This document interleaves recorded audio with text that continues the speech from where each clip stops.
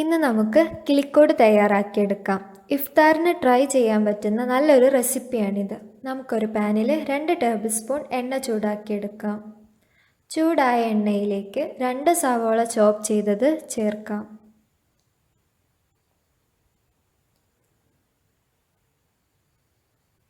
ഇതിലേക്ക് ആവശ്യത്തിന് ഉപ്പും ജിഞ്ചർ ഗാർലിക് പേസ്റ്റും ചേർത്ത് നന്നായി വഴറ്റിയെടുക്കാം.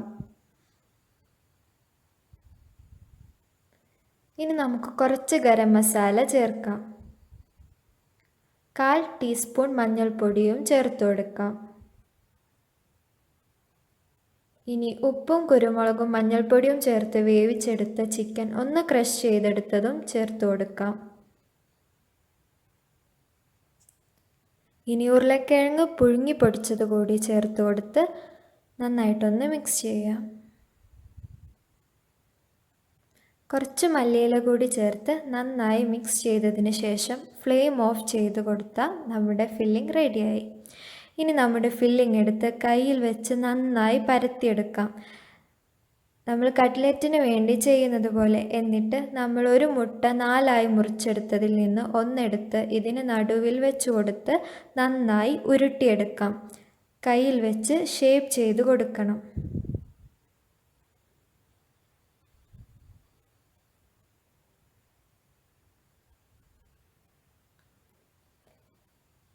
ഇനി നമുക്ക് ഓരോ ബോൾസും മുട്ടയിൽ മുക്കിയെടുത്ത് സേമിയം പൊടിച്ച് വെച്ചതിൽ പൊതിഞ്ഞെടുക്കാം.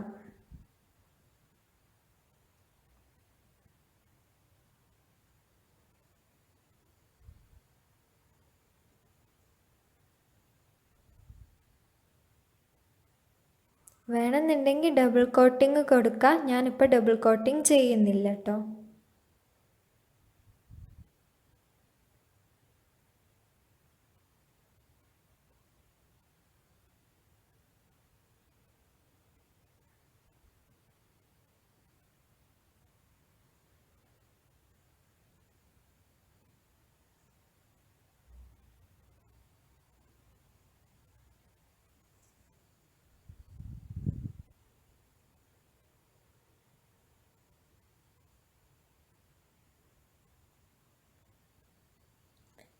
ഇനി ചൂടായ എണ്ണയിലിട്ട് ഈ ഓരോ ബോൾസും ഫ്രൈ ചെയ്തെടുക്കാം.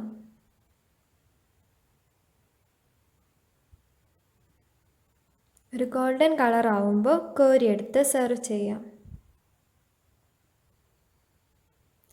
എൻ്റെ വീഡിയോ നിങ്ങൾ ആദ്യമായിട്ടാണ് കാണുന്നതെങ്കിൽ ദയവായി സബ്സ്ക്രൈബ് ചെയ്യുക. കൂടെ കാണുന്ന ബെല്ലൈക്കണും ക്ലിക്ക് ചെയ്ത് അതിൽ ഓൾ ഓപ്ഷൻ തന്നെ സെലക്ട് ചെയ്യുക. ഇതാ നമ്മുടെ മലബാർ സ്പെഷ്യൽ ഐറ്റം കിളിക്കോട് തയ്യാറായി കഴിഞ്ഞു. അപ്പോൾ എല്ലാവരും ട്രൈ ചെയ്യണേ. താങ്ക്